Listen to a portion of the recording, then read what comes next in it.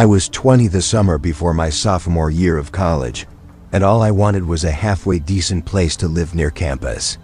My name's Ryan Keller, and back then, I honestly believed I had life sorted out.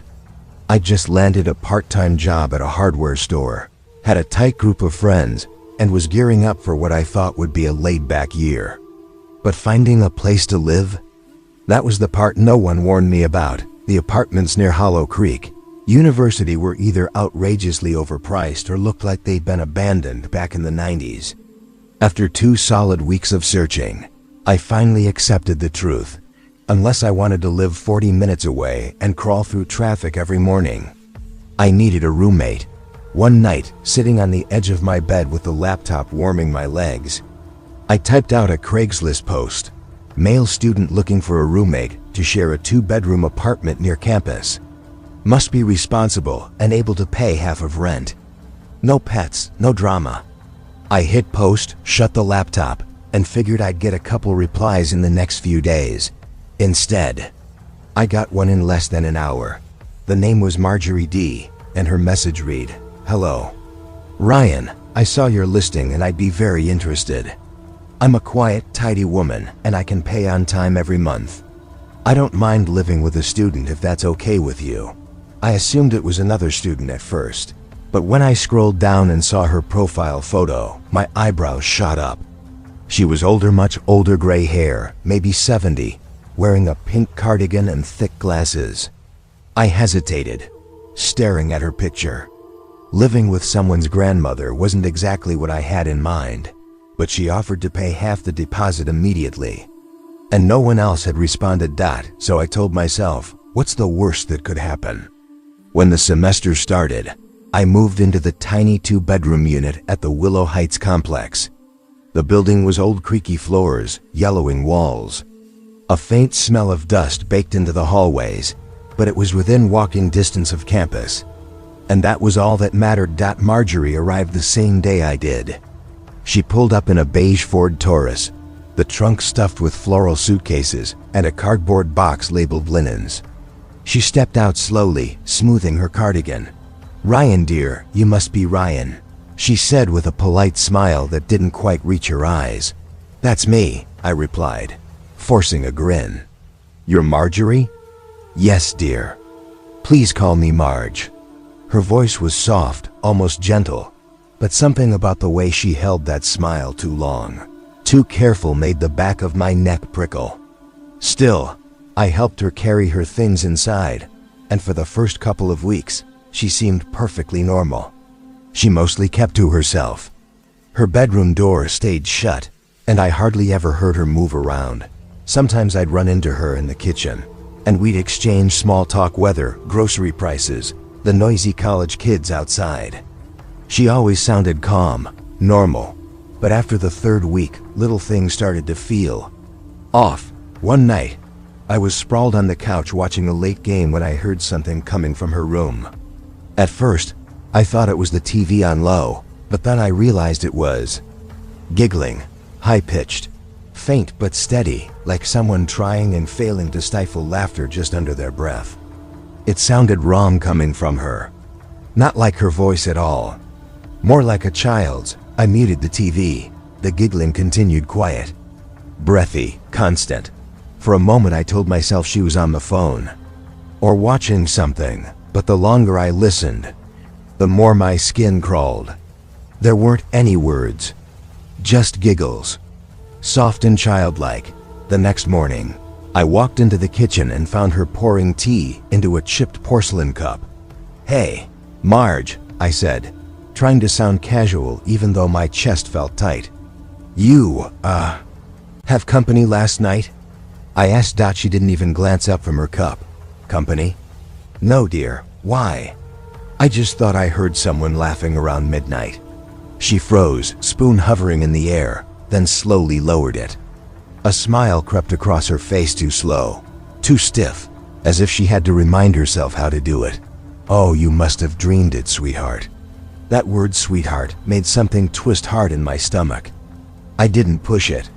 I didn't say anything else. But as the weeks went by, things escalated. I'd catch her watching me from the hallway. Not staring directly, not enough for me to call her out. But she just stand there quietly, hands folded, eyes locked on whatever I was doing. One time I turned away from the open fridge, and there she was standing behind the counter, perfectly still. "Everything okay, Marge?" I asked. She blinked, slow and heavy. "Just making sure you're keeping tidy."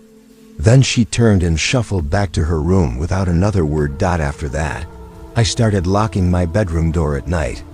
But the lock was ancient, a turnstile knob you could open with a butter knife. It offered false comfort, but I needed something. A few nights later, I woke to a soft noise. Tap. Tap. Tap. At first, I thought it was part of a dream. I rolled over, squinting at my phone. 3:14, M. Then it came again, faint and deliberate. "Tap, tap, Marge," I whispered, my throat dry. The tapping stopped. Silence swallowed the room. And then I heard it giggles. That same quiet, high-pitched giggling, muffled and right outside my door. I froze, staring at the narrow strip of darkness under the doorframe where faint shadows shifted back and forth. My heartbeat hammered in my ears. "Marge, are you okay?" No answer. Just the sound of her slippers shuffling slowly, dragging across the carpet as she moved away. I didn't sleep the rest of the night.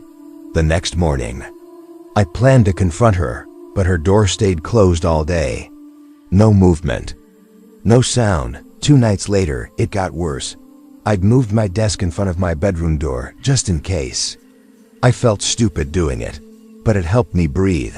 Around 2:30 a.m., the sound of metal clicking jerked me awake. Click. Click. My doorknob was turning. I sat up, heart pounding as cold adrenaline crawled across my skin. Then came the push. The door pressed into the desk, wood creaking. My desk legs scraped against the floor as something pushed harder from the other side.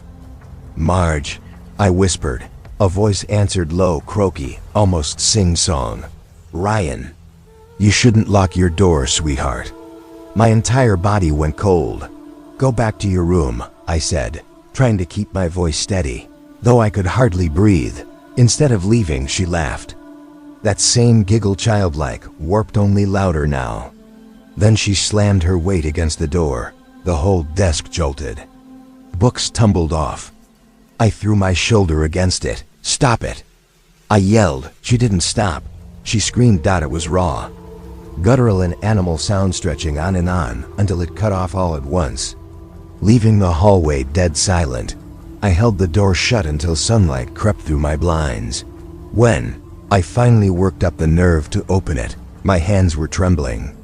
I pushed the desk aside and stepped into the hallway.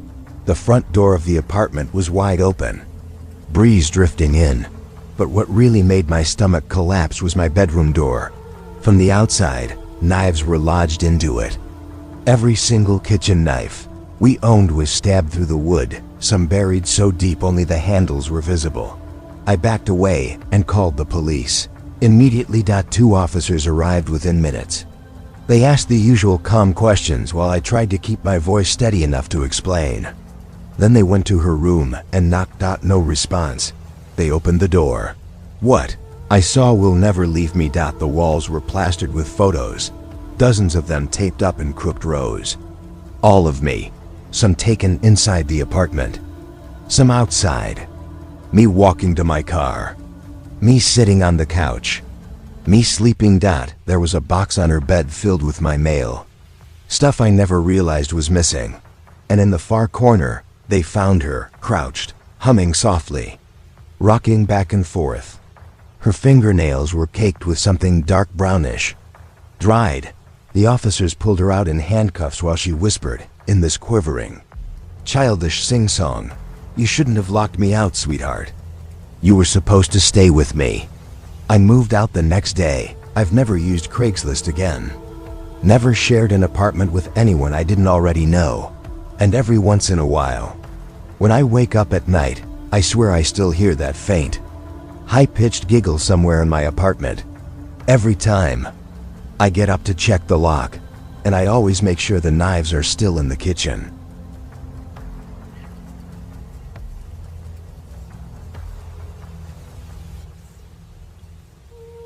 In a small village, a cat named Whiskers discovered a magic fish in a pond. The fish promised 3 wishes in exchange for its freedom. Whiskers wished for endless fish, a cozy bed, and a bell that rang softly. The fish granted all 3 wishes and swam away, leaving Whiskers content and purring in the sun. I had just turned 31 when I finally closed on my first house. Nothing grand, just a small 1-story place tucked into a quiet corner of Maple Ridge, a little town about 40 minutes outside St. Louis. I'd been renting since college, dealing with paper-thin walls, upstairs neighbors who stomped like they were training elephants, and landlords who took weeks to fix a leaking faucet. Buying this place felt like finally planting my feet somewhere solid. The first week I floated. I mowed my own lawn for the first time, swapped out my rusted mailbox, painted the front door a deep navy blue. Little things, but they made the place feel like mine. I even met a few neighbors. Mrs. Daly, the sweet older woman next door, baked the kind of picture-perfect cookies you'd only see in glossy magazines. She was the first to greet me, pressing a plate of chocolate chip into my hands with a warm, "You just let me know if you need anything, honey." Then there were Rick and Tanya across the street, a young, loud, friendly couple who invited me over for burgers the second weekend I moved in. They seemed normal enough, the kind of people who yelled at sports games on TV but also brought over cold beer when helping someone move. But 2 houses down stood a faded white shack with one side of the windows boarded up and a front yard that hadn't seen a mower in what looked like years. That's where Leonard lived, at least. That's what people said. Lenny to a few. He looked around 55, always in a flannel shirt, no matter the temperature, with sunken eyes and a cigarette that seemed permanently glued to his lower lip. The first time I saw him, he was standing by his mailbox, staring straight at me as I unloaded boxes. No wave, no nod, just watching. I tried not to judge. Maybe he was just one of those quiet types, but then, a few nights later around 11:30, I heard my first knock. Knock, knock, knock. Not light, not polite, heavy, impatient. I froze mid-toothbrush. I wasn't expecting anyone, and nobody brings good news at that hour. Peering through the peephole, I saw Leonard. Same flannel, same sagging cigarette lit this time. His eyes darted around like he expected something to be right behind him. "Hey man," he said when I cracked the door. "You got any extra bread? Ran out and can't get to the store till morning." I hesitated, then grabbed a loaf from the counter and handed it over. He nodded once, no thanks, and walked off without another word. Weird, but harmless. Or so I thought. The next time, it was 1 a.m., same pounding. "Same man, hey, he muttered, scratching at his neck like something was crawling beneath his skin. "You got a bucket or something?" "My water's off again. Need to fill it up." I gave him one. He smiled then, a strange crooked smile that stretched too wide, held too long. "You're a good guy," he said. "You know that." I barely slept after that, and it became a pattern. Every other night or so, he'd knock. Always needing something: sugar, lighter fluid, batteries, even a flashlight once. At first I answered out of neighborly courtesy, but the more he came, the more I started ignoring it. Until one night, about 3 weeks in, I heard him again. But this time, he didn't stop. Thud, thud, thud. It went on for nearly a full minute, constant and desperate. I was about to yell through the door when I checked the peephole and froze. He looked different, panicked, genuinely terrified. His hands trembled at his sides. His shirt was unbuttoned halfway down. His eyes were wide and glassy, unfocused, like he was staring at something behind me. "Help me, please," he said when he saw movement. "Can you come over?" I blinked. "Come over?" "Leonard, what's—" "My grill," he blurted. "I can't get it to work." I frowned. Your grill? It's midnight, Leonard. Seriously? Asterisk, please, he whispered, voice thin and quick. I can't figure it out. I just bought it. Please, asterisk, part of me wanted to slam the door shut, but something about the way he looked wild, frantic, like he'd been running from something hit me in the gut. Maybe it was guilt or fear or morbid curiosity, but I found myself saying, all right, give me a minute. Asterisk, he nodded sharply and hurried off down the sidewalk, moving faster than I'd ever seen him. I slipped on my sneakers, grabbed my phone like a lifeline, and headed over. Asterisk up close, Leonard's house looked even worse. The porch light hung by a thread of exposed wiring, flickering weakly. The windows were smeared with years of grime. The paint peeled in curling strips, like something had been clawing its way out. When I pushed open the gate, it let out a long, aching creak that raised the hairs on the back of my neck.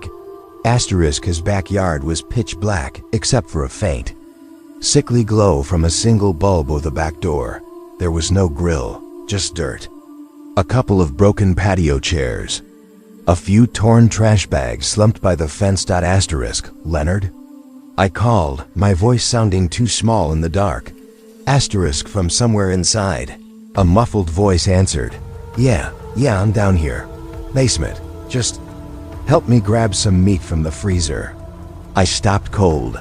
The back door was wide open, hanging crooked. Just inside, a narrow staircase led straight down into total smothering darkness. Asterisk, you got a light down there? I called, trying to keep my voice steady. No answer. Then faintly, they're broke. Come down anyway. Asterisk, something in the way he said it didn't sound right. Not like Leonard's usual mutter. It was strained lower. Almost wrong. Asterisk. I'll wait till morning, I said, firmer this time. Just call me when you get the lights fixed. Asterisk, for half a second. Everything was still. Then footsteps, fast, charging up the stairs. Heavy and desperate, like someone sprinting on all fours. Asterisk, I bolted. I didn't look back. I jumped off the porch, tore across his yard, practically ripped open my own gate, and slammed my front door shut so hard the frame rattled. Heart pounding in my throat, I locked everything, the deadbolt, the latch, then shoved a chair under the handle for good measure. I peeked through the blinds. Nothing. No movement. No figure in the yard. Just the quiet hum of the streetlight and my own pulse thundering in my ears. I barely slept. Asterisk, for the next few days, I didn't see Leonard at all. No knocks, no cigarette glow by the mailbox. Nothing. I started convincing myself he'd skipped town. Gotten arrested, anything that made sense. Asterisk, a week later, I was out mowing the lawn when Rick from across the street waved me over.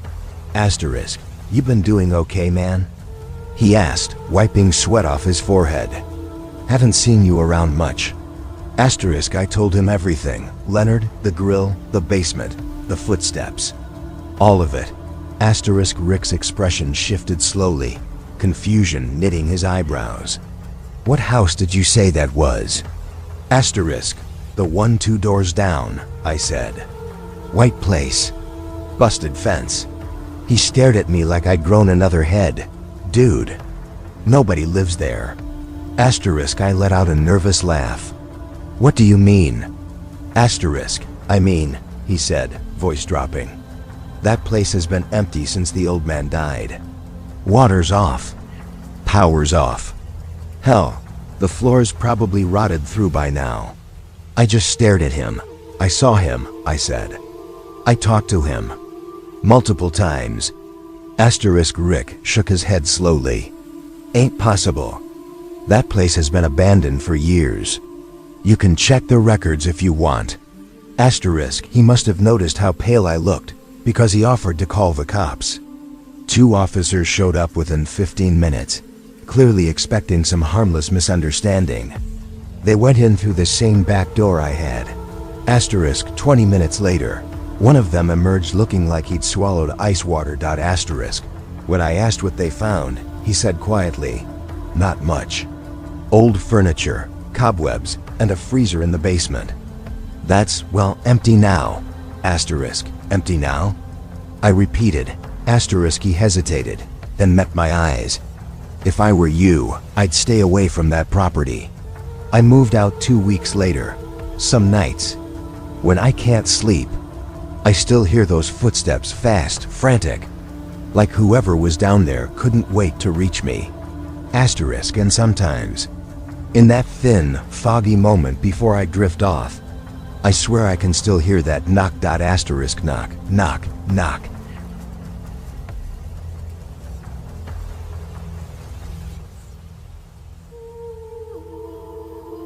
In a small village, a cat named Whiskers discovered a magic fish in a pond. The fish promised 3 wishes in exchange for its freedom. Whiskers wished for endless fish, a cozy bed, and a bell that rang softly. The fish granted all 3 wishes and swam away, leaving Whiskers content and purring in the sun. I was 12 the summer everything changed. We had just moved to a small town in northern Wisconsin called Red Oak Hills, a place that looked like it had been lifted straight out of a Norman Rockwell painting. 1 gas station, 1 diner that doubled as the town's gossip mill, and a population that hadn't cracked 700 since '82. People waved when you drove by, left pies on porches, and kids biked around until the streetlights blinked on. Back then, I thought I'd stepped into some peaceful, picture-perfect world. I couldn't have been more wrong. Asterisk, my mom, Lydia, had finally saved enough after the divorce to get us out of our cramped Milwaukee apartment and into our own little house. Nothing fancy, just a 2-bedroom white clapboard place with green shutters and a screen door that squealed every time it opened. It sat across from a tall, unkempt house with peeling paint and shrubs so overgrown they almost swallowed the porch. That was where Mr. Riley lived. Everyone called him Tom, but nobody liked saying his name. Whenever they did, there was this tiny pause, like they were swallowing something sour. Asterisk, the first evening we moved in, he came over. Mom and I were unpacking when the doorbell rang. He stood there with a small brown box, wearing a crooked smile. Asterisk, welcome to Red Oak Hills, he said. His voice was deep and gravelly, the kind you get from decades of smoking. Thought I'd drop by with a little something. Asterisk, Mom smiled politely. Oh, that's very kind of you. You didn't have to. Asterisk, I wanted to, he cut in, eyes flicking to me and lingering just a second too long before returning to her. It's homemade fudge. My kids used to love it. Asterisk, that made me look up. You have kids? Asterisk, he nodded slowly, almost reluctantly. Had, they're grown now. Don't come around much. Asterisk, Mom thanked him and closed the door. As she walked away, she muttered under her breath, he gives me the creeps. Asterisk, I didn't think much of it. Adults always found reasons to think other adults were weird.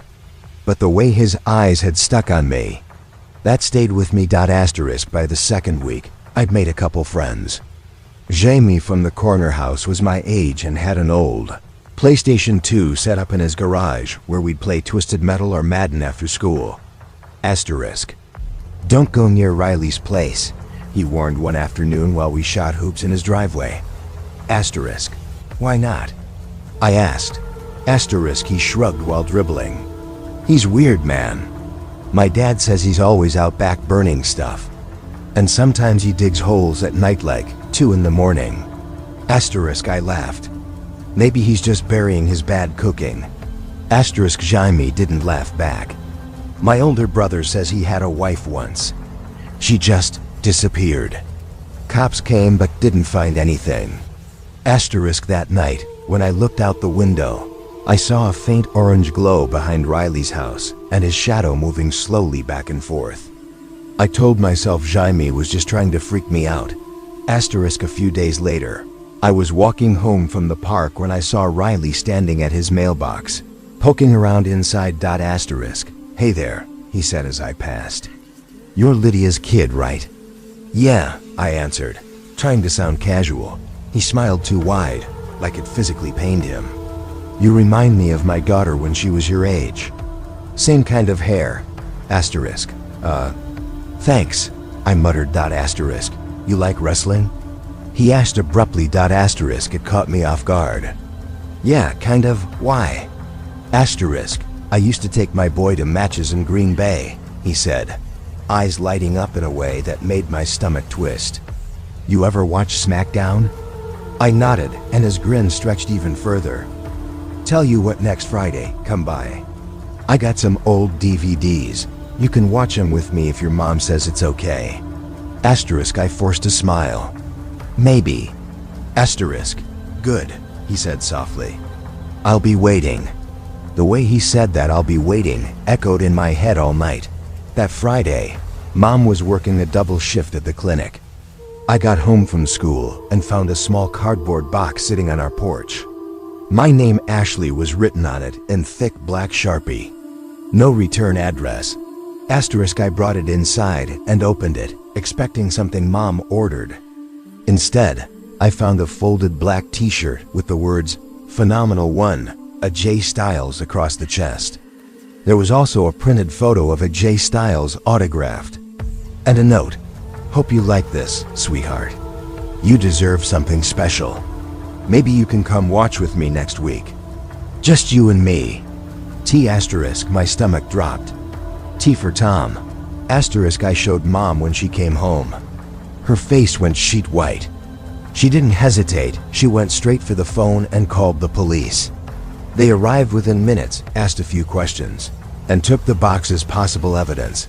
Asterisk. Officer Grant, a large man with kind, tired eyes, crouched beside me. You said this was on the porch when you got home? Asterisk. Yeah. Asterisk. You see anyone hanging around? I shook my head. Okay, he said gently. You did the right thing telling your mom. If anyone comes to the door or tries talking to you, you call us right away. All right? Asterisk. I nodded, but the look on his face said he didn't expect much. Small town cops didn't get cases like this. Asterisk. For a couple weeks, everything stopped. No boxes, no creepy smiles from across the street. I started convincing myself I'd exaggerated it, all that it was some weird misunderstanding, some coincidence that got out of hand. Asterisk. Then, on a rainy Thursday afternoon, another package appeared. Smaller this time. Inside was a printed picture. It was me standing in my driveway, wearing the blue tank top I'd had on the previous weekend. But the photo was edited. In it, I stood beside a J Styles, his arm around my shoulders like we were posing together. Asterisk. My real face. My real driveway. Only I had never taken that photo. The note underneath read, I can make this real for you, sweetie. Just say yes. Asterisk. I tore it up and threw it away.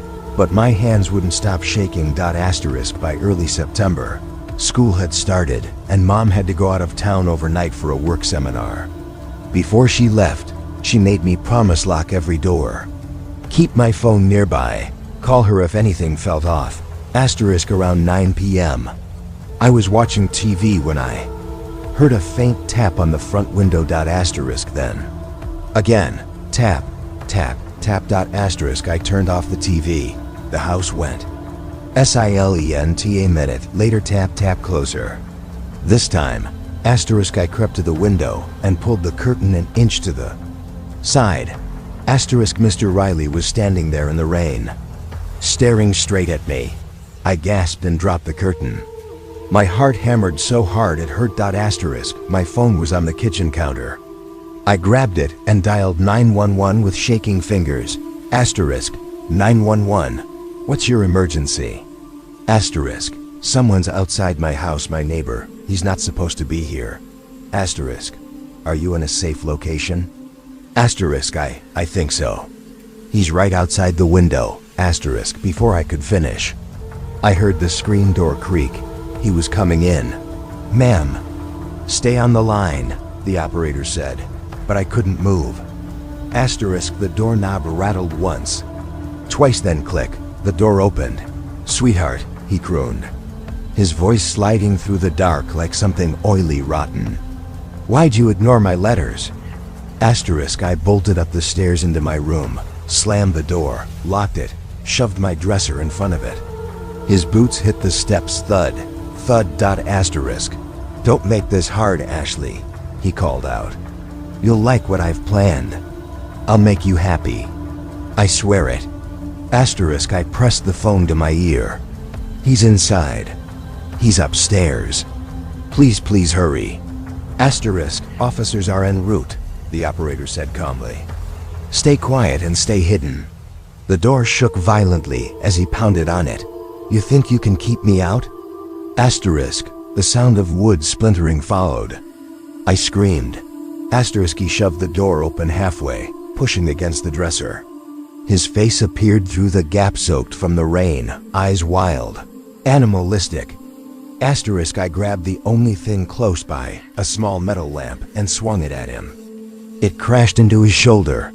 He roared, stumbling back just as sirens cut through the night. Asterisk. No. He bellowed, turning toward the stairs. They're not taking me again. Asterisk. He ran. I rushed to the landing in time to see him fling open the back door as police burst through the front. Asterisk. Red Oak PD. Don't move.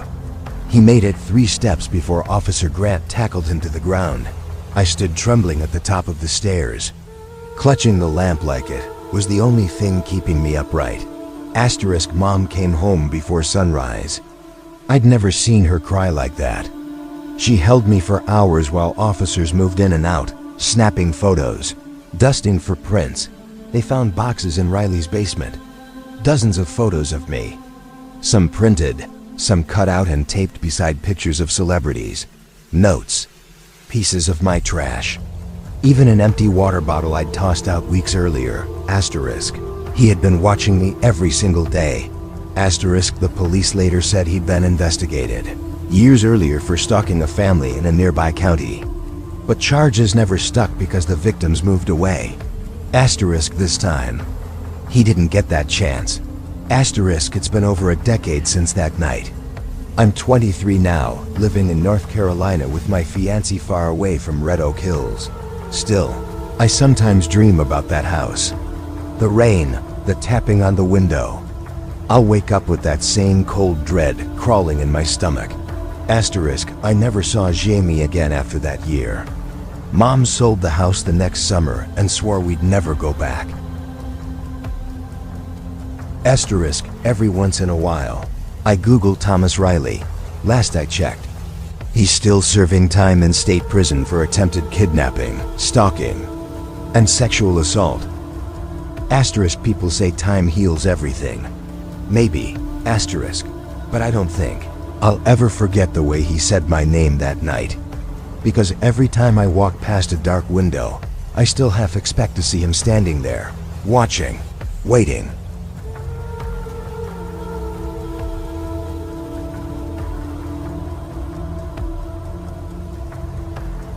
I was 10 years old. This summer everything changed.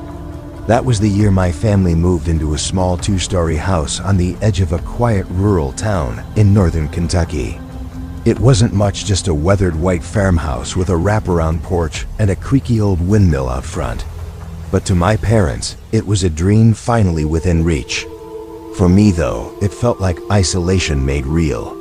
There were no nearby kids, no corner stores, no sidewalks, just endless fields stretching to the horizon, an old gravel road, and a silence so heavy it pressed against your ribs. Asterisk. The nearest house stood half a mile away, hidden behind a row of tall pines and a sagging wire fence. The man who lived there was strange. Even back then, long before I understood what strange could truly mean, I knew something about him wasn't right. My mom only ever called him Mr. Langley. Asterisk. I met him the week we moved in.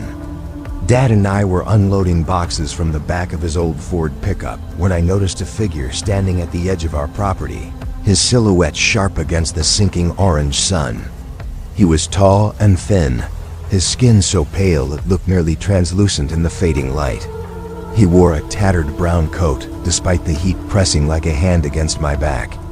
His gray, sunken eyes didn't seem to blink. He raised a hand in greeting but didn't say a word. Asterisk. Don't stare, kiddo, my dad muttered, setting a heavy box onto the porch with a grunt. "That's just our neighbor. Be polite, but keep your distance. Asterisk. Yeah, why?" I asked.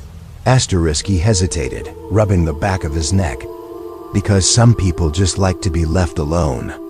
Asterisk, that night, while my parents were still busy unpacking, I looked out my bedroom window and saw him again standing in his own yard, absolutely motionless, like he'd been watching the house the whole time.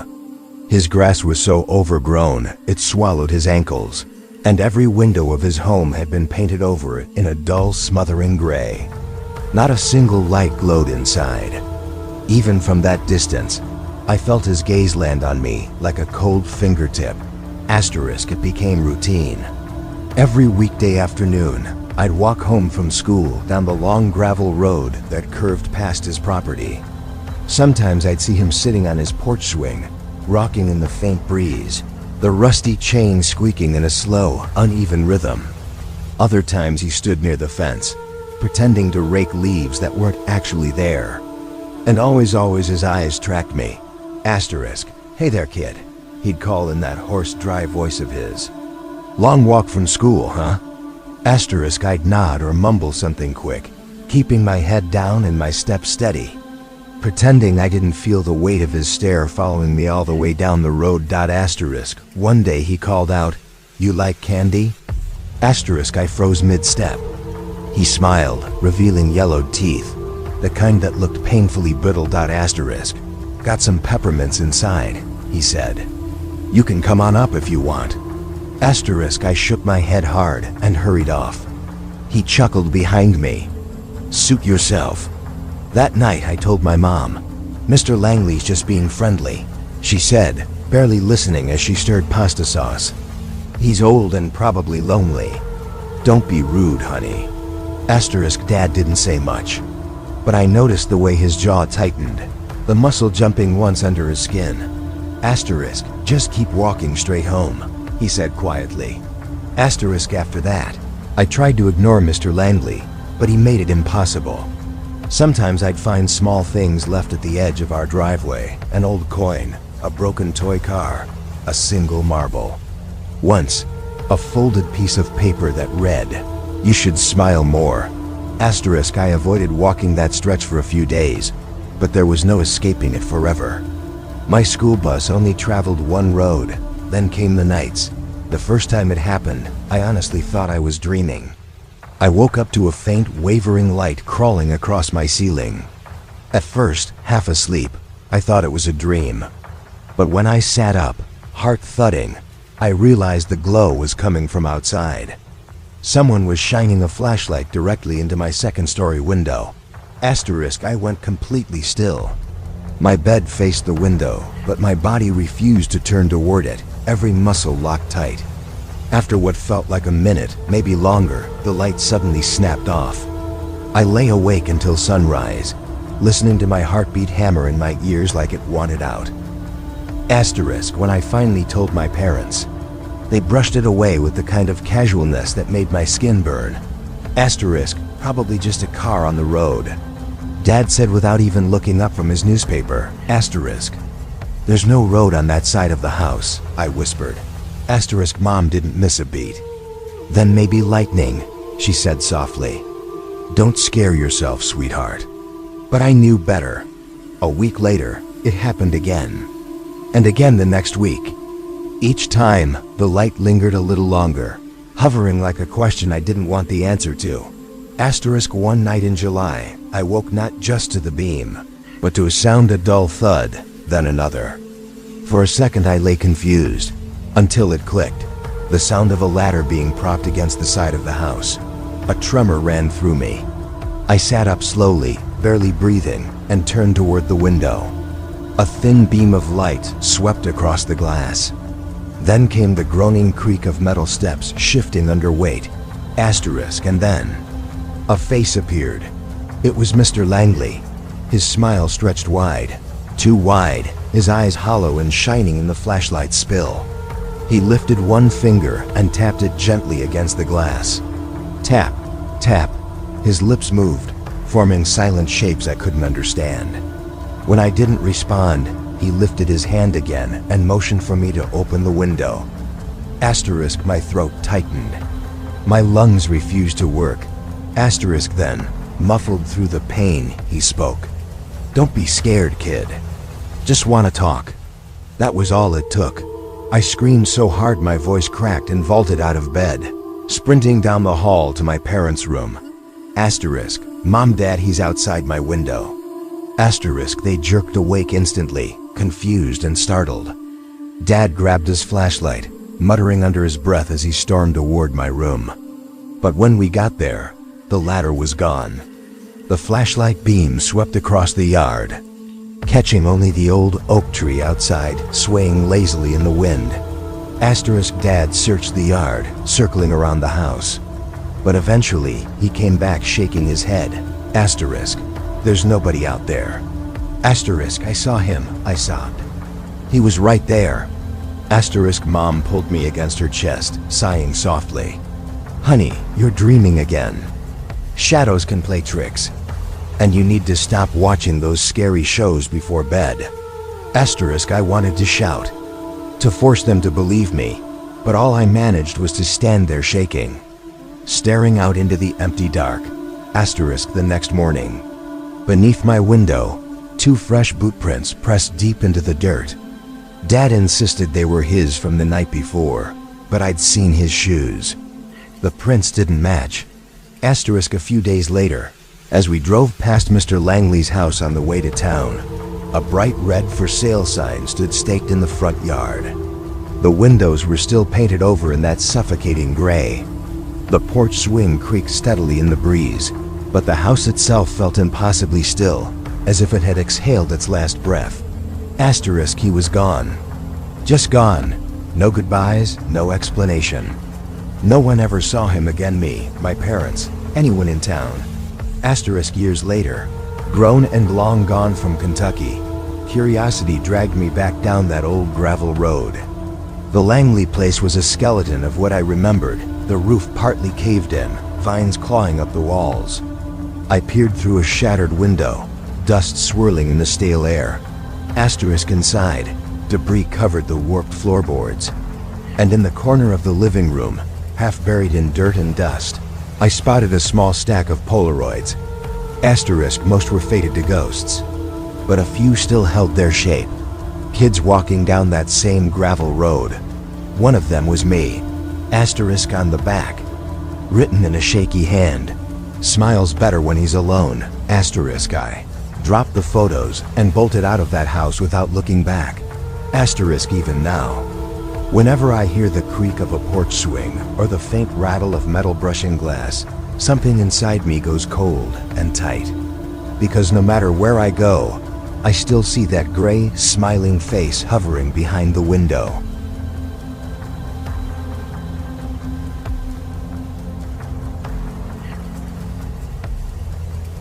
I was 13 that summer, awkward, restless, and way too curious for my own good.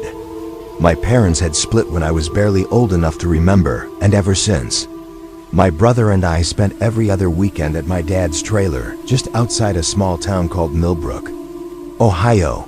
It wasn't the kind of place you bragged about: rows of sun-faded mobile homes, gravel roads that kicked up dust like smoke, and neighbors who always seemed to know too much about everyone else's business. Asterisk, my dad worked construction, rough hands, soft heart, and he'd married a woman named Karen, a nurse who meant well but always acted like my brother and I were 2 extra chores she never volunteered for. My brother Josh was 15 then, cocky tall, convinced he was a grown man because he could fry eggs without burning them. Asterisk, every visit had the same rhythm. We'd wake up early, sneak Pop-Tarts from the cupboard before Karen wandered out, and then split up me in my room watching old action movies. Josh glued to the Xbox in his Asterisk. That Saturday started no different. My dad had to take Kareem to some doctor's appointment in town. Asterisk, be good, he said as he headed out the door, tossing Josh the man of the house title like a set of keys. Don't open the door for anybody. Asterisk, yeah, got it, Josh muttered, eyes locked on his controller, thumbs clacking. Asterisk, I was still in my pajamas. half asleep when I threw on Live Free or Die Hard in my room. My dog, Rusty, a lazy golden mutt, was sprawled across the bottom bunk, snoring like an old man. God, I loved that dog. He was more loyal than half the people in my life. Asterisk, by the time the credits rolled, the sun had climbed high, pouring through my thin curtains like warm syrup. I figured I should probably get dressed before Karen came home and accused me of being unproductive again. Asterisk, my room wasn't big, just enough space for a bunk bed, a dresser, and a tiny TV. The window sat right above the top bunk, facing the edge of the park that bordered the trailer lot. Asterisk, I grabbed a t-shirt and jeans from the dresser. Rusty's ears shot up before I even pulled my shirt over my head. He stood stiff, tail frozen, staring at the window. Then, out of nowhere, he growled. Rusty never growled. He'd bark at the mail truck or whine for scraps, but this was different. Deep, guttural, primal. The kind of sound that makes every hair on your arms rise. Asterisk, I froze in place, my pulse hammering. Asterisk, what is it, boy? I whispered, inching toward him. Asterisk, he growled louder, his fur standing straight up. Asterisk, I moved toward the window, stomach tightening. From where I stood, I could see nothing but thin light slipping through the blinds. My hands shook as I lifted one slat to peek outside. Asterisk, nothing. Just the trees swaying and the old swing set behind the next trailer. Asterisk, relax. Rusty, I said, though my voice cracked. It's probably a squirrel. I turned back toward the dresser and stopped cold. That feeling. The one that crawls up your spine and tells you someone is watching. It hit hard, sudden, like ice water dumped down my back. Rusty's growl deepened into something almost vibrating, slowly. I turned my head back toward the window. Asterisk, a hand dirty, veiny, yellowed fingernails pressed flat against the glass. My heart plummeted. Another hand appeared, gripping the frame, and then a face rose into view. Smiling, Mr. Donnelly. He lived 5 trailers down, mid-40s, always smelled like cigarettes and beer. The kind of guy who waved too long whenever you walked past. He'd made my skin crawl for as long as I could remember. Asterisk, and now he was right there, inches away, peering into my room. Asterisk, his eyes drifted across the space like he was taking inventory, until they locked onto me. And when his eyes locked on mine, his smile widened slow, deliberate, like he'd been waiting for this moment. He lifted one finger and tapped the glass twice. The sound was soft, but it hit me like a punch. Then he curled that same finger, motioning for me to come closer. Asterisk, no, I mouthed, stepping back. Asterisk, Rusty lunged before I could move again, barking so hard his whole body shook, teeth bared. The sudden explosion of sound didn't scare Mr. Donnelly, it amused him. His grin twitched wider as he reached for the window, fumbling with the latch like he'd done it before. Like he already knew how it worked. Asterisk, Josh! I screamed, voice cracking. Josh, get in here! Asterisk, my brother's footsteps thundered down the hall.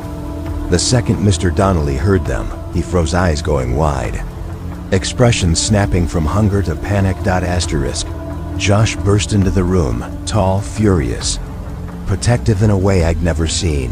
Mr. Donnelly's smirk crumpled. Asterisk, the hell's going on? Josh barked, snatching the metal bat that leaned against my wall. Asterisk, that did it. Fear, guilt, something twisted and ugly flashed across Donnelly's face, and then he bolted. Josh yanked up the blinds just in time to see him sprinting down the gravel road, stumbling in his work boots. Asterisk, hey! Josh shouted, tearing out onto the porch. You come back here, freak! Asterisk, I followed, trembling so hard I could barely keep hold of Rusty's collar as he fought to chase after the man. My heart slammed against my ribs so violently it warped my vision. Donnelly disappeared around the corner of the lot, swallowed by sunlight and dust. Gone. Josh paced the porch, back clenched, muttering curses under his breath. Asterisk, what the hell was that? He snapped. You know that guy? Asterisk, I nodded, swallowing hard. He's the one who always waves at us. He was watching me. He tried to open the window. Asterisk Josh's jaw tightened, muscles in his cheek flicking. Dad's gonna lose his mind if he hears this. Asterisk, then we don't tell him, I blurted. Please, Josh, you know what he'd do. Asterisk Josh stared at me for a long moment, then exhaled through his teeth, rubbing his face. Yeah, you're right. He'd probably end up in jail.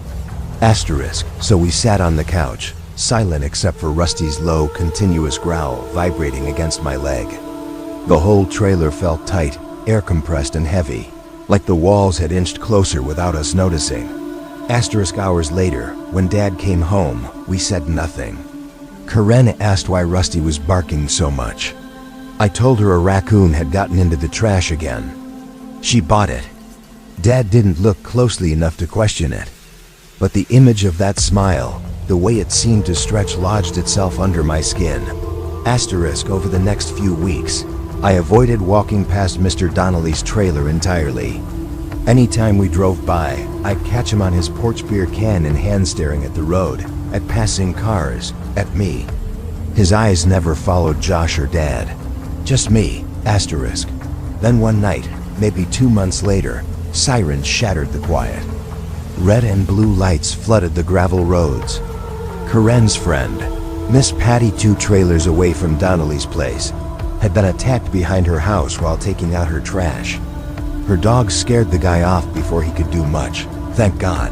When the cops came, I heard Karen whisper to Dad that Patty said the man smelled like beer. And he looked like Donnelly. I didn't sleep at all. The next morning, I walked to Patty's porch myself.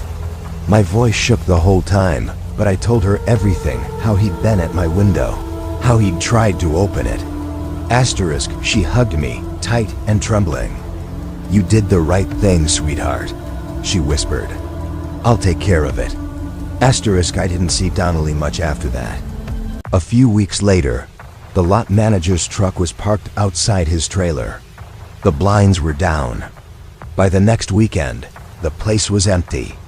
Dad said he'd probably skipped rent again and gotten evicted, but I knew better. Years passed. I grew up, moved out. Only came back once to help my grandma move into that same trailer after Dad retired. I was 21. The memories hit me the moment I stepped through the door. Asterisk, one night, while helping her unpack, I finally told her everything. Asterisk, she didn't say a word for a long time.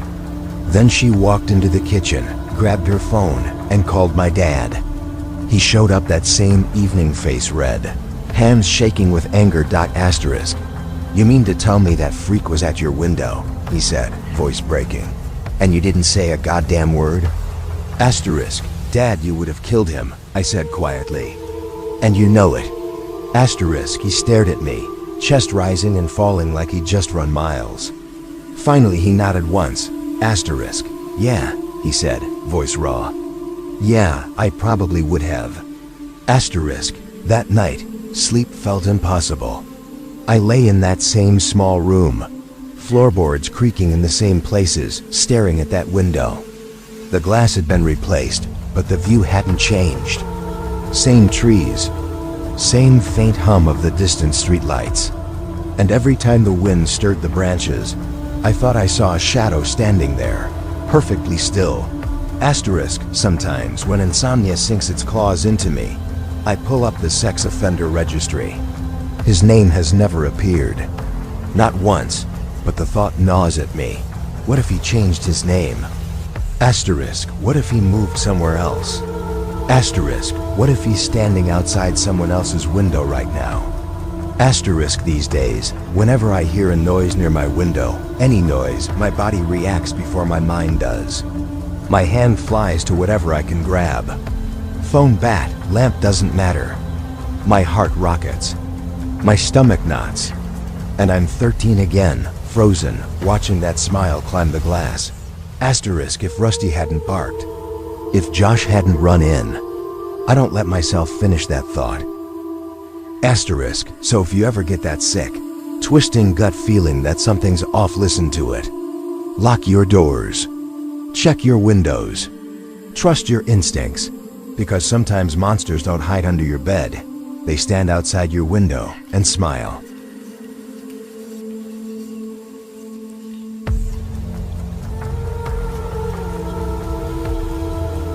In a small village, a cat named Whiskers discovered a magic fish in a pond. The fish promised 3 wishes in exchange for its freedom. Whiskers wished for endless fish, a cozy bed, and a bell that rang softly. The fish granted all 3 wishes and swam away, leaving Whiskers content and purring in the sun. I never imagined my life would end up in a place like that, not after everything my family had worked for. But when the lockdown hit our city in 2020, it was like someone pulled the plug on our entire world. We lost everything. Our jobs, our apartment, our sense of stability. Within a few months, my mom, dad, younger brother, and I were checking into the Silver Pine shelter, which used to be this old roadside motel just outside Fresno.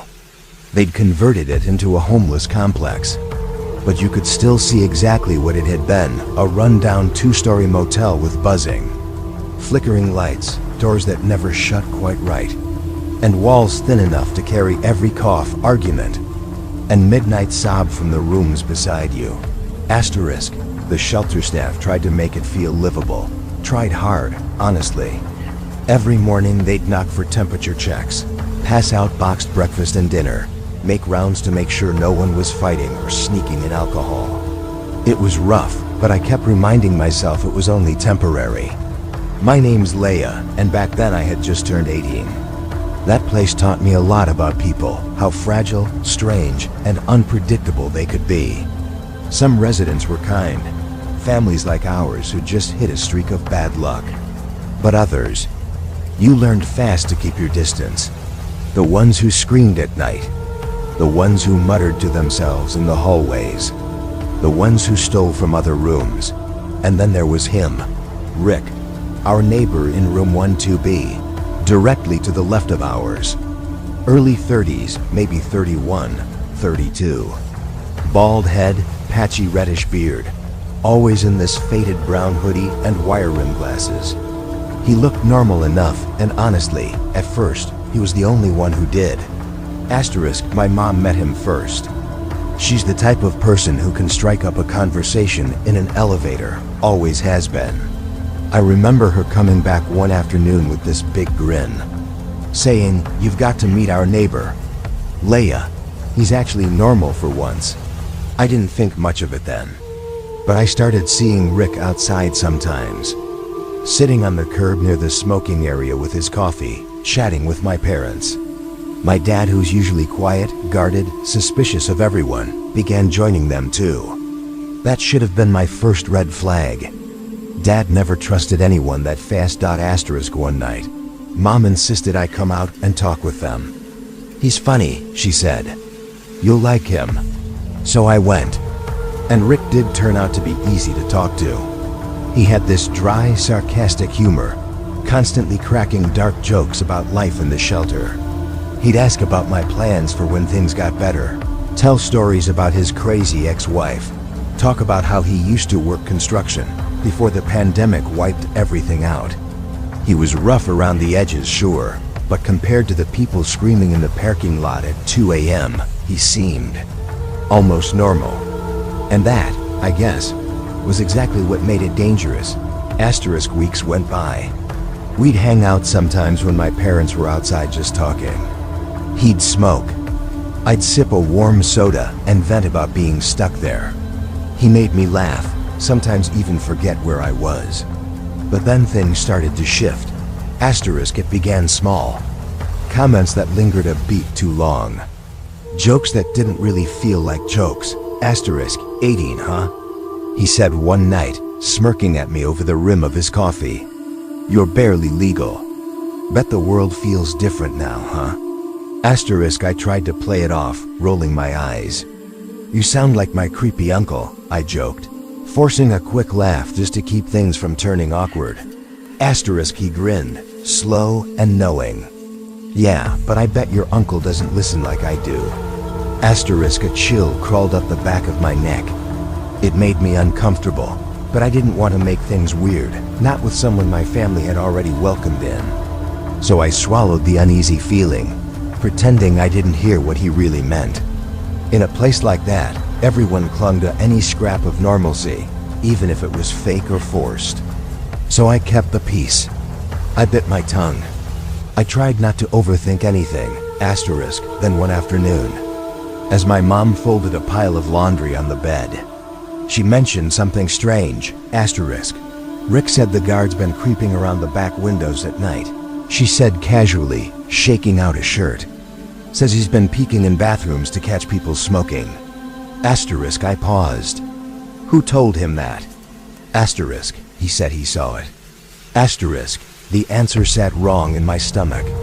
The guards were strict, yeah, but they barely left the front office area. I had never not once seen them behind the rooms. Still, my parents believed him. They were already fed up with the shelter rules and the constant surveillance. But that night changed everything. It was close to midnight. The air heavy and unmoving, the kind that made even the crickets feel muffled. I was in the bathroom brushing my teeth when I heard it. Crunch. Footsteps outside the window. The bathroom window was half open. It was too hot to close all the way. I froze, toothbrush still in my mouth, listening hard. Another crunch. Closer this time. My skin prickled. I leaned forward slowly. Heart thudding, and that's when I saw it. A pale face, white as chalk, pressed against the screen for half a heartbeat before jerking away. I screamed, stumbling back and knocking over the trash bin. My dad burst into the bathroom. What happened? What happened there? Someone was outside. I choked out, pointing at the window. He bolted out the door immediately, Mom right behind him. They came back less than a minute later. No one was there, but the dirt under the window was scuffed, like someone had been standing there. What the hell? Dad muttered, squinting at the prints. You sure you saw someone? Yes, I said. His face. He was watching me. They didn't doubt me. Not for a second. But when they went to the front to report it, they learned something unsettling. The only guard on duty that night was stationed at the gate, a guy named Curtis. A tall black man with a shaved head. He hadn't moved from his post in hours. Whoever had been outside my window. It wasn't him. The next morning, my parents went around asking other residents if they'd heard or seen anything. No one had. Not a whisper about a peeping guard. The whole rumor seemed to have materialized out of nowhere, straight from Rick's mouth. That's when things snapped into place. The rumor, the window, his sudden friendliness, the way he'd started looking at me. I told my mom I didn't want to talk to him anymore. She nodded immediately. Good. I'm getting bad vibes from him too. But avoiding him wasn't easy. The rooms were only a few feet apart, and the walkway was narrow. Sometimes he'd knock, pretending he needed a lighter or wanted to borrow detergent. When we didn't answer, he'd just stand there. We could hear his footsteps pacing, back and forth, back and forth. One night, I heard my dad's voice through the thin wall, low and furious. Don't ever talk to my daughter again. Can you hear me? Silence. Then a slow, scratchy laugh. Relax, man. It's just conversation. The next day, Rick was moved 2 rooms down, apparently at my dad's request. I thought that would be the end of it. It wasn't. A few nights later, I woke to a soft tapping. Tap, tap, tap. It came from the window again. My stomach turned to ice. I grabbed my blanket and wrapped it around myself, sitting perfectly still. Then a whisper, soft and almost playful, drifted through the screen. Layla, you awake? It was him. I shot out of bed and ran straight into my parents' room. My dad stormed outside, but by the time he reached the walkway, it was empty. The staff checked Rick's room the next morning. He was gone. Asterisk, his things were gone too. They assumed he'd slipped out during the night. Sometimes residents just disappeared. No checkout, no warning. Asterisk, but about a week later, maintenance found something in one of the unused storage rooms at the back of the complex. A dusty little space no one had touched in months. Asterisk, inside was an old mattress, a half-empty water bottle, cigarette butts, asterisk, and a small hole carved into the drywall, pointed directly toward our bathroom window. Asterisk, I can't explain the sick, hollow feeling in my chest when I heard that. Knowing that for days, maybe weeks, he'd been watching us. Watching me, asterisk. The staff tried to downplay it, saying the setup looked old. Probably there before Rick. But we knew better. We moved out 2 months later. Once the city eased restrictions and my dad found work again. Asterisk, even now. In a normal apartment with locked doors and thick walls, I close the bathroom window every night. And sometimes, right before I shower, I catch myself staring at it, waiting. Asterisk, because some nights, when the world is quiet, I swear I still hear that soft, familiar tap. Tap, tap. Asterisk, like he never left.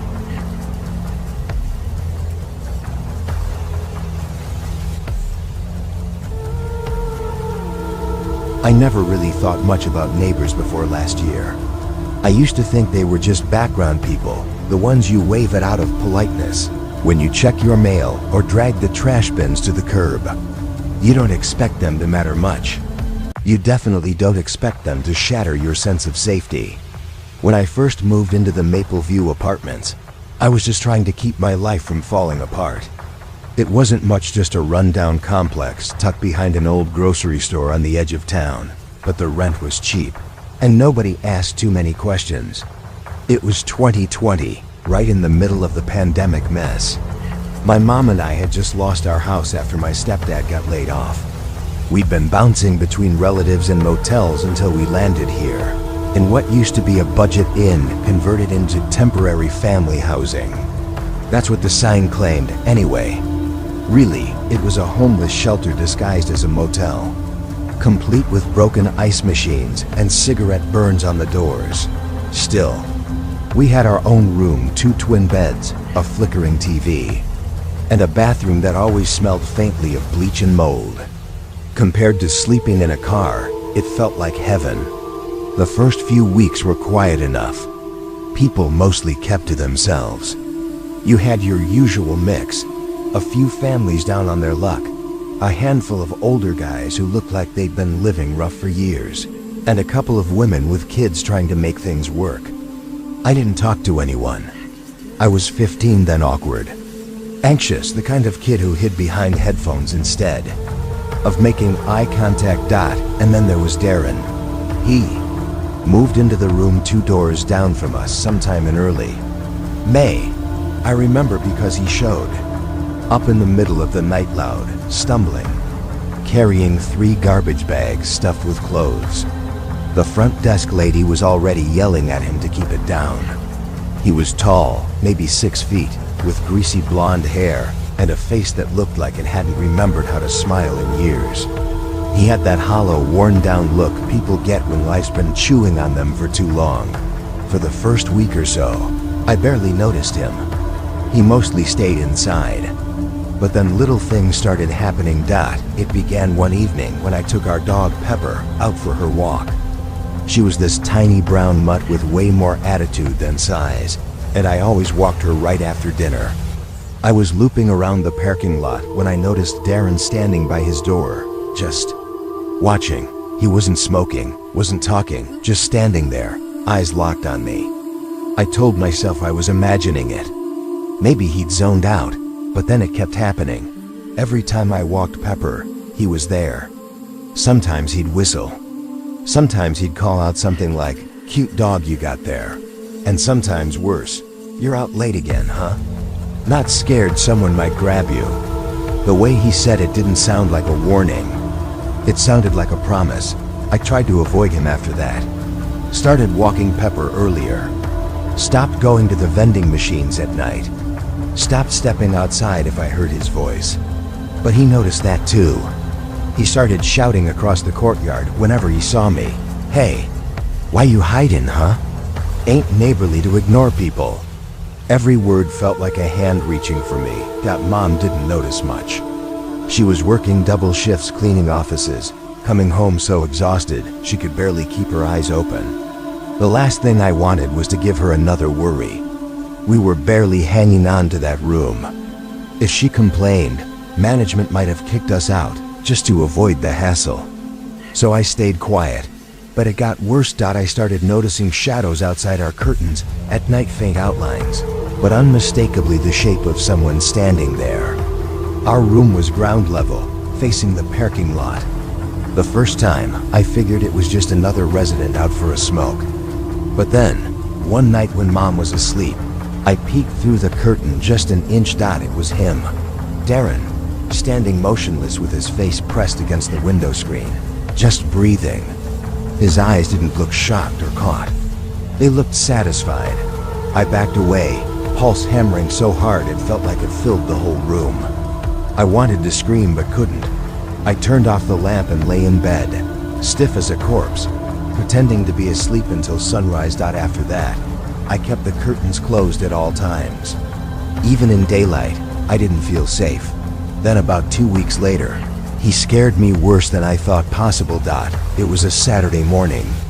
Mom had left early for work, and I was in the bathroom getting ready. I just stepped out of the shower, towel wrapped around me, brushing my teeth, music playing from my old Bluetooth speaker. For a few blissful minutes, I forgot about him. Then I realized something.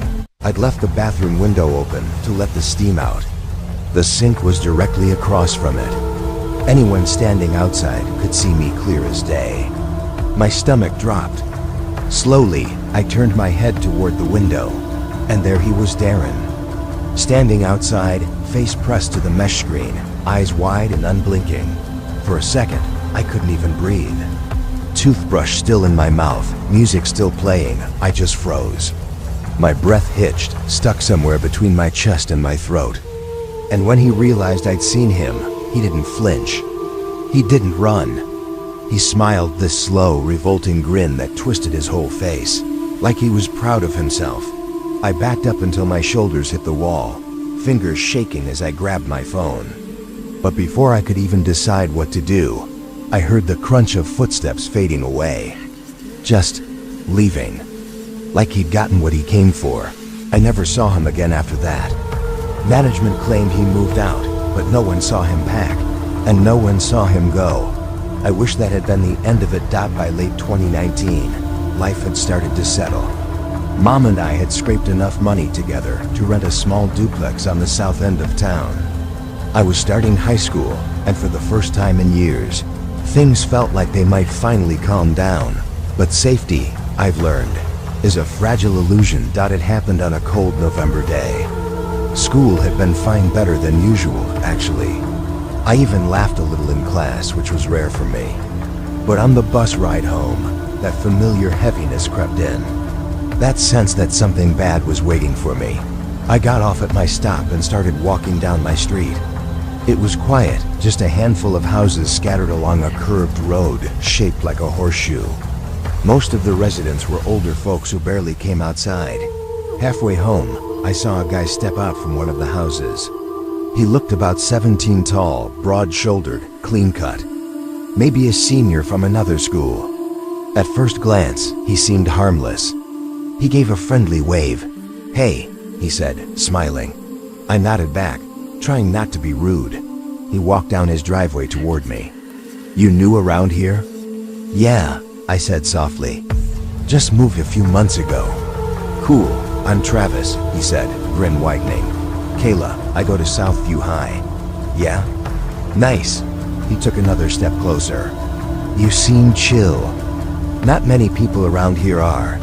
His tone was easy, casual, but something about his eyes made my skin crawl. The smile didn't quite reach them.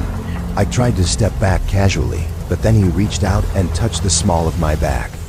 Just a light touch, but it froze me solid. "Hey, what are you doing?" I stammered. He didn't answer.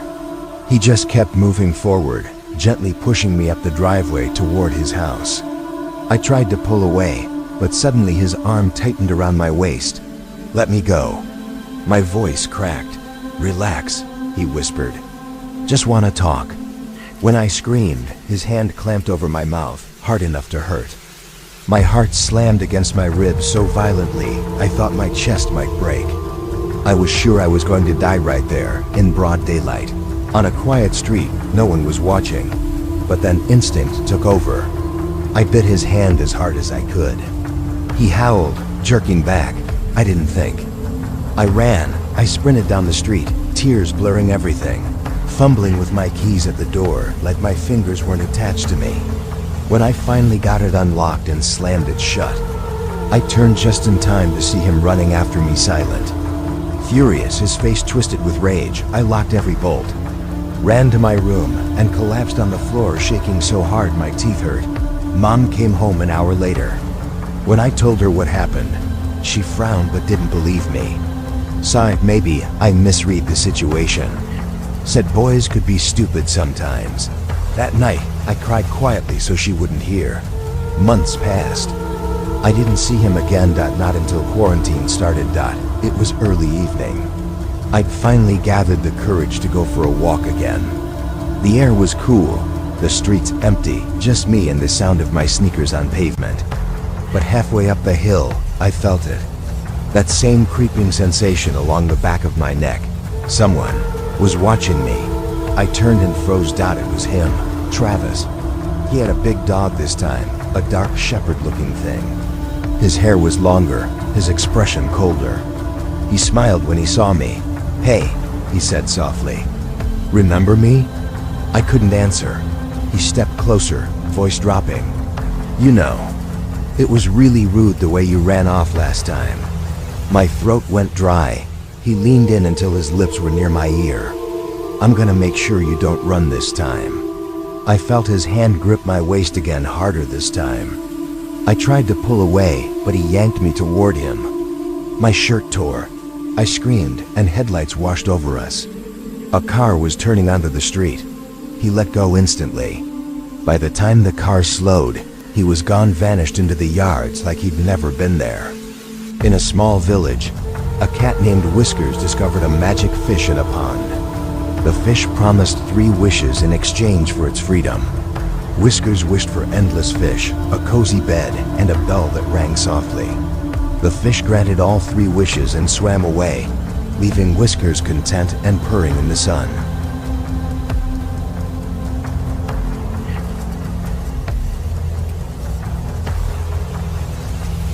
I was 28 when I finally moved into my own place, a small duplex tucked into a quiet residential strip just outside Burlington, Vermont.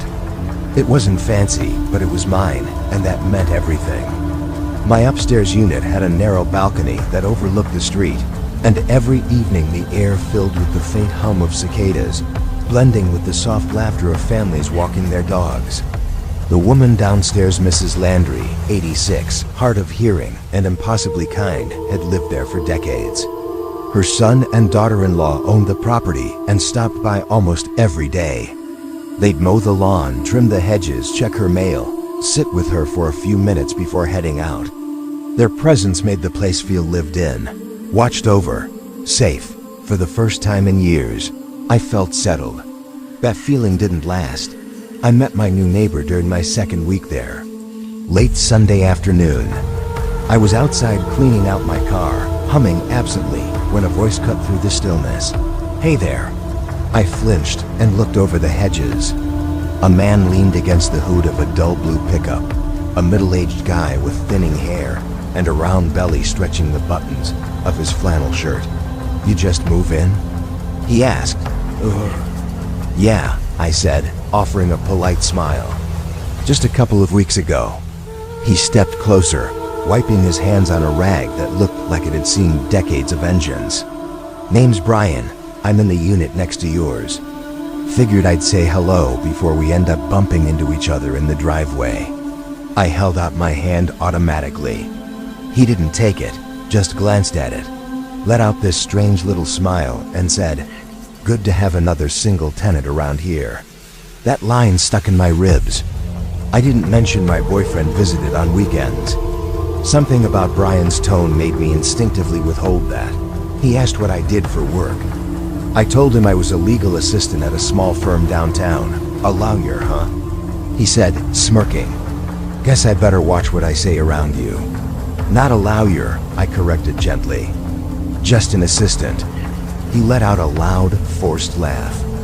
Sure. That's how it starts. We chatted only a minute longer, but something about him put my nerves on edge. His eyes never quite settled on my face. They drifted, lingering on my hands, my neck, the shape of my shoulders. By the time I excused myself and went inside, a low crawling discomfort had already lodged under my skin. Over the next few weeks, every time I came home morning or night, Brian seemed to be outside.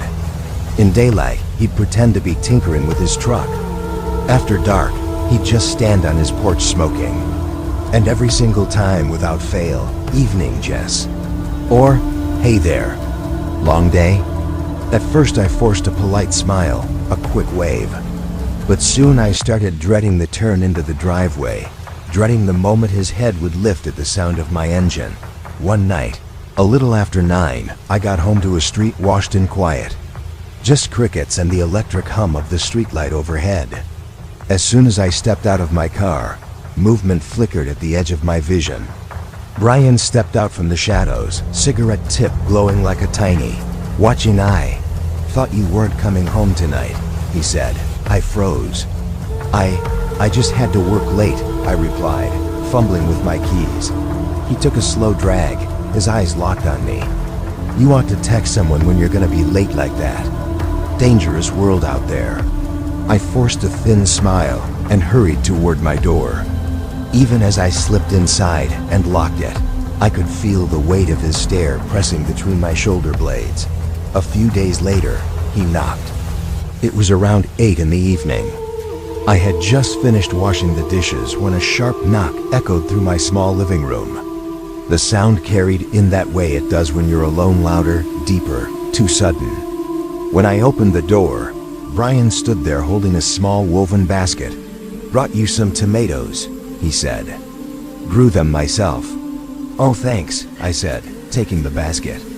They were still warm, like they'd just come off the vine. You like wine? He asked casually, like we were already mid-conversation. I hesitated. Sometimes, yeah. I've got a bottle of red open right now, he said. You should come by. We can have a glass, talk a little. It gets quiet here, you know. Maybe another time, I said quickly. I've got some work to finish tonight. He smiled, but it didn't touch his eyes, just stretched across his face like he was practicing. Sure thing.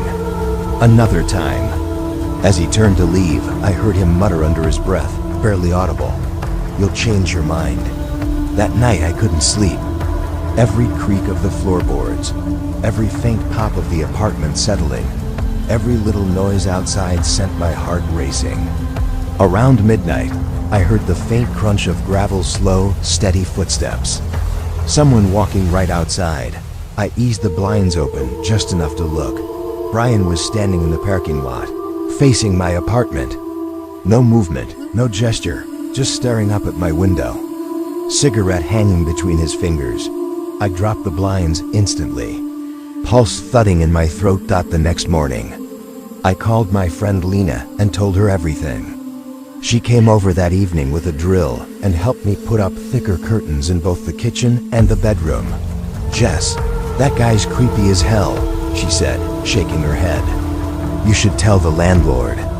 I don't want to make it a thing, I said. He hasn't really done anything illegal. She gave me a long look. Yet, we laughed it off, but the unease stayed lodged under my ribs like a splinter dot about a month past. I barely saw Brian at all, and I started convincing myself I'd overreacted. Maybe he really was just lonely. Maybe I'd let my imagination run wild. Then one rainy night, someone knocked again. 3 slow, deliberate knocks. I wasn't expecting anyone. Who is it? I called. It's me, a man's voice answered. Brian. My stomach dropped. What do you need? I forced out. Your car window's open. he said. "It's raining pretty hard. Thought you'd want to know." "I'll get it later," I said. "Nah, I already shut it for you," he said through the door. "Didn't want your seats to get soaked." Something in my chest twisted. He'd been close enough to my car to reach inside. "Okay, thanks," I said weakly, but I didn't open the door. He lingered for a moment. I could hear him breathing, slow and heavy. Then he muttered something too low to catch and walked away. Weeks went by quietly after that. Long enough for me to almost relax. Long enough for me to start believing he'd let it go. Then one warm afternoon the next summer, I was heading to my car when Brian appeared by his truck, wiping his hands on a rag. "Hey," he said. "Got some news." I stopped. "Oh, what's up?" "I'm moving," he said with a shrug. "Got a job offer in Maine. Guess I won't be around to keep an eye on you anymore." "Keep an eye on me?" I repeated. He chuckled. "This neighborhood ain't what it looks like, Jess. Not everyone here's nice. But you'll figure that out." Before I could ask what he meant, he waved and turned away. That was the last real conversation we ever had. A week later, when I came home from work, a small paper bag was sitting neatly by my front door. Inside was a bottle of red wine. Taped to it was a jagged, uneven handwritten note. "I really enjoyed having you next door, Doc. Too bad we never got to share that glass, Doc. Take care of yourself. Jess, maybe someday you'll think of me when you drink this." I stared at the note for a long time. My hands felt cold. I poured the wine down the sink without opening it. Months passed. Life filled in the spaces again. I almost forgot about him, until one night last winter. I had just stepped out of the shower when I heard it, a faint scratching sound from the kitchen. Not loud, but deliberate. When I looked, the curtain by the window was swaying slightly, like someone had brushed past it just seconds before. I froze where I stood. Then from outside, soft footsteps. Fading down the driveway. The next morning, I found faint boot prints in the snow outside the kitchen window, size 11 or 12. Maybe in a damp cigarette, but half buried near the steps. No one else in the complex smoked anymore. I reported it to the landlord. She said she'd install cameras near the lot, but I never saw any. It's been 2 years since then, and I've moved to another city. But the habits stayed.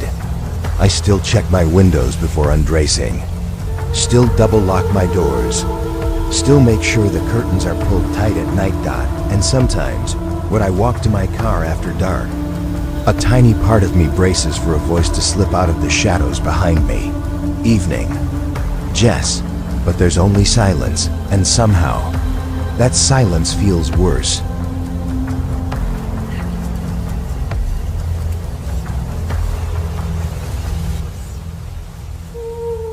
I used to live with the biggest lunatic on the damn planet.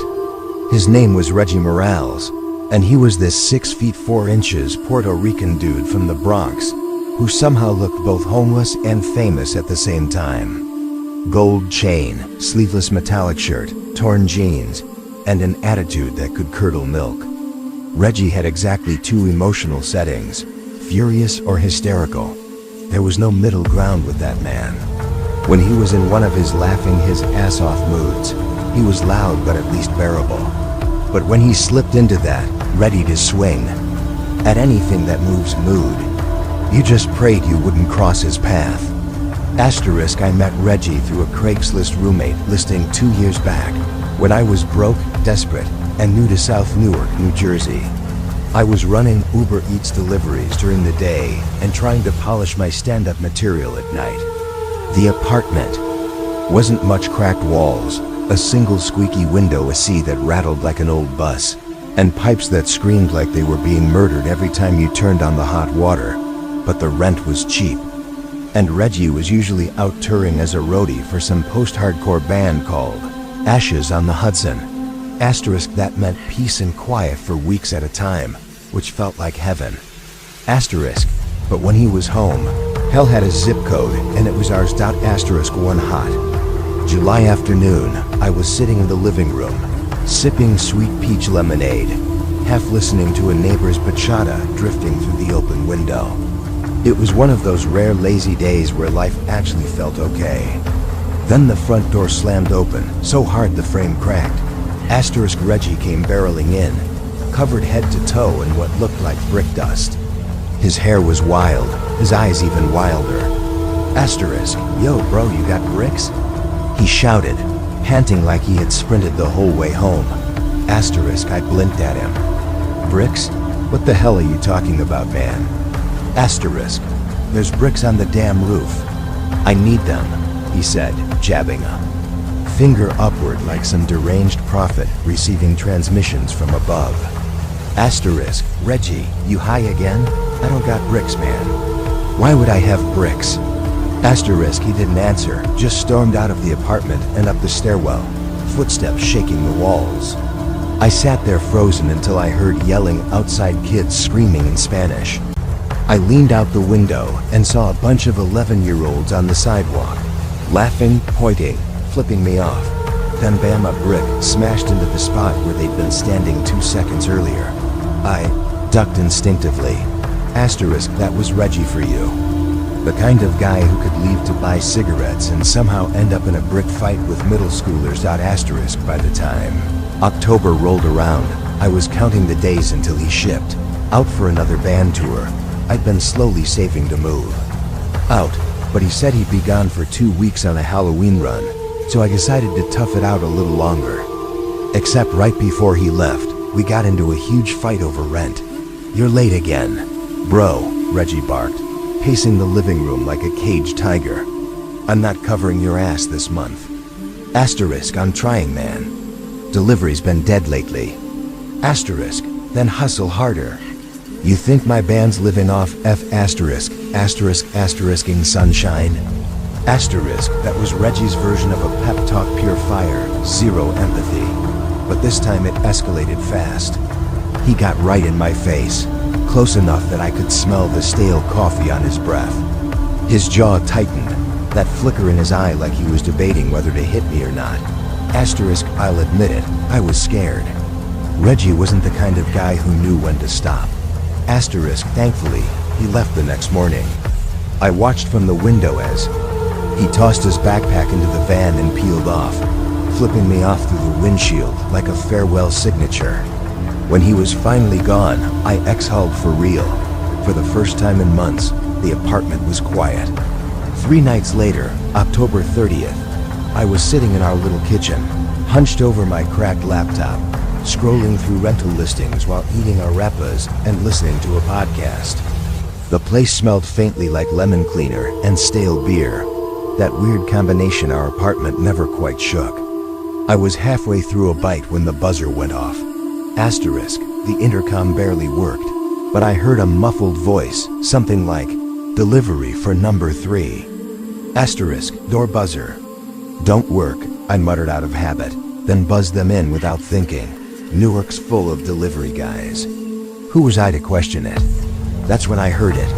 Boom! The front door to our building didn't just open, it exploded inward. I froze mid-bite, fingers sticky with cheese and cornmeal. Before I could even stand up, 3 guys in black came thundering up the stairs, masks, gloves, and one of them holding a freaking sledgehammer. Asterisk. They kicked our apartment door in like it was made of cardboard. Asterisk, get on the floor, now. Asterisk, I hit the linoleum so fast my knees burned. My first thought? Cops. But the second they started cursing in Spanish and arguing with each other, I realized exactly what they were. Stick-up guys. One of them yanked me upright by my hoodie. Where is it, cabron? Asterisk, where's what? I stammered, shaking. Asterisk, don't play stupid. He kicked me in the ribs, hard enough to fold me up and send all my air out in one ugly gasp. Asterisk. I don't know what you're talking about, I cried. There's like $20 in my wallet, take it. They weren't looking for money. They tore the place apart, ripping out drawers, smashing plates, flipping the couch. I heard one of them mutter, "Bro, you sure this is the right place?" Asterisk. He said he keeps it behind the bathtub sometimes, another answered. Asterisk. They only got a damn shower here. Fool. That's when it hit me. They had the wrong place. Asterisk, my heart hammered so hard it made my jaw ache. I was about to speak God knows what I planned to say when one of them growled. He saw our faces, man. He gotta go. My whole body turned to ice. The one with the gun raised it toward me. Asterisk, another grabbed his arm. Yo, chill. Not here. Asterisk, they started arguing again, shoving, yelling, swearing over each other. And then I heard it. The unmistakable slam of the building's front door. Heavy boots on the stairs, then a voice I'd know anywhere. Asterisk. Yo, which one of you took my thing amps? Asterisk, asterisk, asterisk. Reggie. He was back. Asterisk, the robbers froze. I froze. Asterisk, Reggie stomped up the stairs, muttering a furious string of curses. Y'all think you can just break my asterisk? He stepped into the apartment mid-sentence, eyes widening at the destruction. Asterisk. What the? Who are you? Asterisk. Who the hell are you? The gunman snapped back, and then chaos. The gunman aimed at Reggie, but Reggie hurled his backpack at the guy's face so hard the dude stumbled backward, firing into the ceiling. Plaster rained down as Reggie tackled him like a linebacker, slamming him into the floor. The other two rushed in. Reggie fought like something feral, headbutting, punching, kicking, pure wild fury. Asterisk. Reggie. I shouted, scrambling behind the counter for cover. Asterisk. Call the cops. He yelled back, still swinging. Asterisk. Then I heard a scream, the pinned guy, right before Reggie ripped the gun out of his hands. Asterisk. The two remaining intruders froze, hands up immediately. Asterisk. Reggie, bleeding from his forehead, panting like he'd run a marathon, aimed the gun at them. You got 5 seconds to get the hell out of my apartment. Asterisk. They ran. Didn't look back.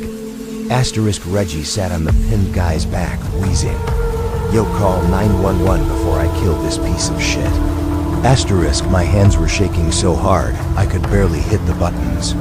When the cops finally came, they arrested the guy Reggie had flattened. Asterisk. It wasn't until the dust settled that I noticed the spreading dark stain across Reggie's shoulder. He'd been stabbed. A few hours later, Reggie came back from the hospital high on painkillers and swigging cheap whiskey he'd grabbed on the way home. The apartment looked like a war zone. Glass everywhere, drawers overturned, the door hanging off one hinge. Asterisk. Reggie tossed his jacket onto the couch and grunted. Yo, you clean up, right? I can't deal with this crap. Asterisk. I was sweeping up broken glass when I said quietly, Reggie, you saved my life, man. For real. Asterisk. He actually stopped. Looked at me, really looked for the first time ever. His face softened, just a fraction. Asterisk. Then he smirked. You could have jumped in any time, bro. Asterisk. I laughed, half crying. Yeah, sure, man. Asterisk. He snorted, turning toward his room. Did you see the look on those guys' faces, though? That shit was hilarious. Asterisk. Then came that high-pitched, unhinged laugh of his, the kind that could peel paint off walls. His door slammed shut behind him. Asterisk. I just stood there, broom in hand, heart still racing.